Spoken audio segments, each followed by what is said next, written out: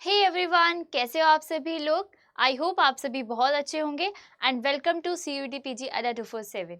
तो स्टूडेंट्स, आप सभी का एक डाउट बहुत रहता है कि मैम हम MSc जूलॉजी से करें या फिर बॉटनी से करें, कौन सा बेटर है, किस में ज़्यादा करियर ऑप्शंस है एंड किस में हमें इजी रहेगा पढ़ने में, है ना। तो आज का जो सेशन है वो आप सभी के लिए है जो भी कंफ्यूज रहते हैं कि हम जूलॉजी ऑप्ट करें या फिर बॉटनी ऑप्ट करें। ठीक है, तो हम प्रॉपर यहाँ पर इसका कंपैरिजन करने वाले हैं, लेकिन उससे पहले हम डिस्कस कर लेते हैं इसका एग्जाम पैटर्न, क्योंकि एग्जाम पैटर्न जूलॉजी हो या बॉटनी हो या अदर्स कोई भी सब्जेक्ट हो, जो आपका CUET PG का पैटर्न है वो आपका सेम रहने वाला है।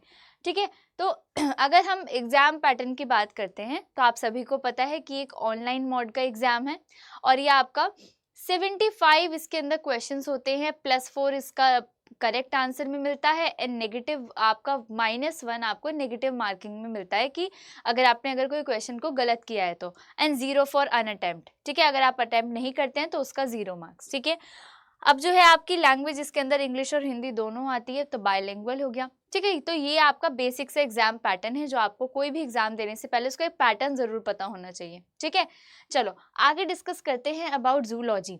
ठीक है, जूलॉजी का नाम सुनते ही हम सोचते हैं कि हमें किसके बारे में पढ़ना है, तो वो है हमारे एनिमल्स, जिसके अंदर हम भी आते हैं, है ना।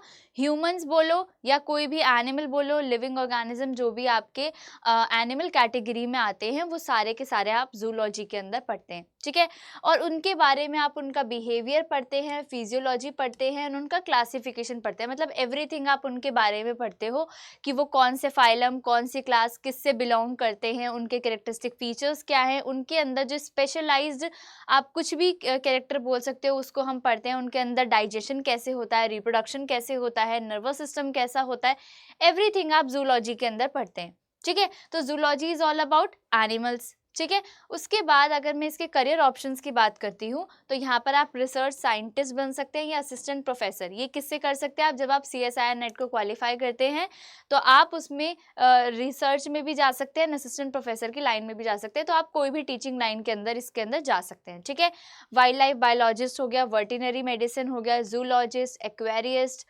फील्ड टेक्नीशियन, साइंटिफिक राइटर की आप कोई कंटेंट वगैरह लिखना चाहते हैं अबाउट जूलॉजी तो आप वो भी कर सकते हैं। तो करियर ऑप्शंस इसके अंदर बहुत सारे हैं, जस्ट इसके अंदर मैटर ये करता है कि आपका इंटरेस्ट किस चीज़ में है ना। इस स्टेज पर आते आते हमें एक चीज़ तो डिसाइड होती है कि हमें अपना करियर क्या रखना है आगे, है ना, कि हमें टीचिंग लाइन में जाना है, रिसर्च लाइन में जाना है, या फिर हमें फॉरेस्ट वगैरह को एक्सप्लोर करके वहाँ की स्पीशीज़ को इकट्ठा करना है, उनके बारे में जानना है। मतलब हमें एक अंदर से अपना इंटरेस्ट तो पता होता है ना।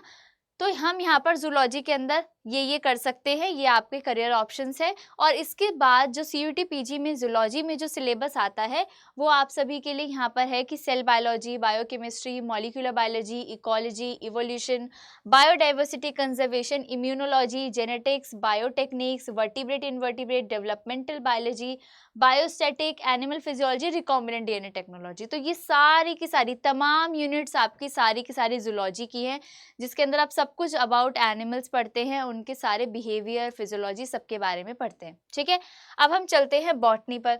तो बॉटनी का जब भी नाम आता है तो हमारे दिमाग में आते हैं प्लांट्स।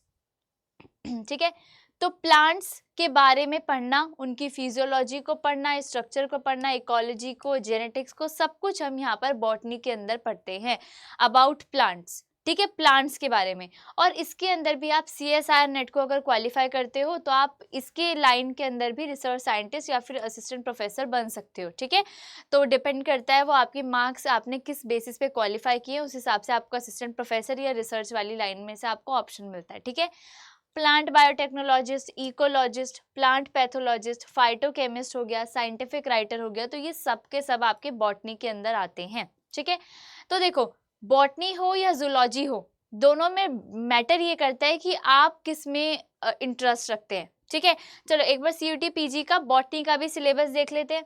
तो बॉटनी का जो सिलेबस है, phycology, microbiology, biomolecule, cell biology, mycology, phytopathology, archegoniate, anatomy, angiosperm, economic botany, genetics, molecular biology, plant ecology, phytogeography, plant systematics, reproductive biology of angiosperm, plant physiology, plant metabolism, plant biotechnology. तो आप देख रहे हैं पूरे के पूरे botany के syllabus में हम ऑल अबाउट प्लांट्स को ही डिस्कस कर रहे हैं। ठीक है, देखो यहाँ पर आप जूलॉजी ऑप्ट करो या बॉटनी ऑप्ट करो, आपको ये देखना है कि आपका इंटरेस्ट, जो आपका माइंड है वो आपका किस वे में जा रहा है, प्लांट की स्टडी में जा रहा है या एनिमल्स की स्टडी के अंदर जा रहा है, क्योंकि मैटर लास्ट में यही करेगा कि आप जिसको इंटरेस्ट लेकर पढ़ रहे हैं वही बेस्ट है। देखो जूलॉजी हो या बॉटनी हो, हर किसी में करियर ऑप्शन तमाम सारे होते हैं, बस आपके ऊपर डिपेंड करता है कि आपको क्या ऑप्ट करना है, आपको क्या करना पसंद है। जैसे कि अगर आपको टीचिंग करना पसंद है तो आप टीचिंग लाइन में जाइए, एकेडमिक्स में जाइए, असिस्टेंट प्रोफेसर करिए, सीएसआर नेट को क्वालिफाई कीजिए एमएससी में जाने के बाद।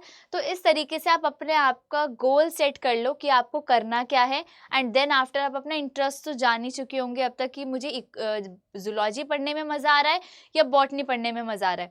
क्योंकि जब हमें पढ़ने में मज़ा आता है तो हम उसके अंदर बहुत सारे इंटरेस्ट के साथ पढ़ते हैं, वेरियस चीज़ों को अपने तरीके से पढ़ने में बहुत मज़ा आता है। जब भी बोर हो रहे हैं तो लगता है कि ये पढ़ लेते हैं, इसमें मुझे मज़ा आता है, तो आपको उसी तरीके से ऑप्ट करना है। तो देखो मैंने करियर ऑप्शंस आप सभी को बता दिए हैं, सिलेबस आपके साथ डिस्कस कर लिया है। जस्ट अब आपको अपने एक्सपोजर की ज़रूरत है कि आपको जूलॉजी पढ़ना पसंद है या बॉटनी पढ़ना पसंद है।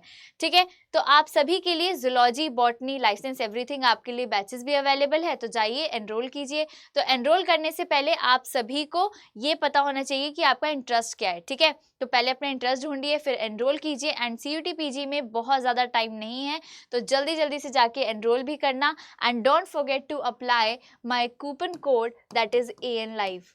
ठीक है, AN Live को यूज़ कीजिए, आपको मैक्सिमम डिस्काउंट भी मिल जाएगा।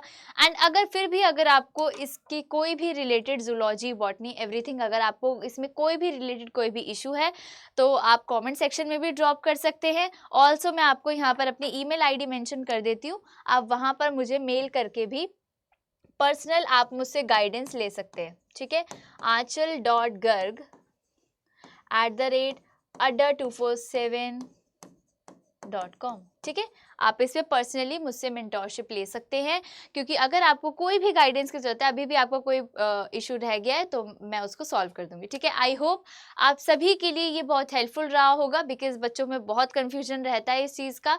तो आई होप आप सभी को ये बहुत क्लियर होगा। एंड इसके अलावा अगर आपको कोई भी वीडियो पे अगर कोई भी आपको वीडियो चाहिए कि मैम मुझे टॉपिक समझना है, तो you can drop in the comment section. तो thank you so much guys, मिलते हैं किसी अनदर वीडियो के अंदर। तो चैनल को सब्सक्राइब करके जाना एंड वीडियो को लाइक शेयर जरूर करके जाना। ठीक है, I hope it helps. Take care and good bye.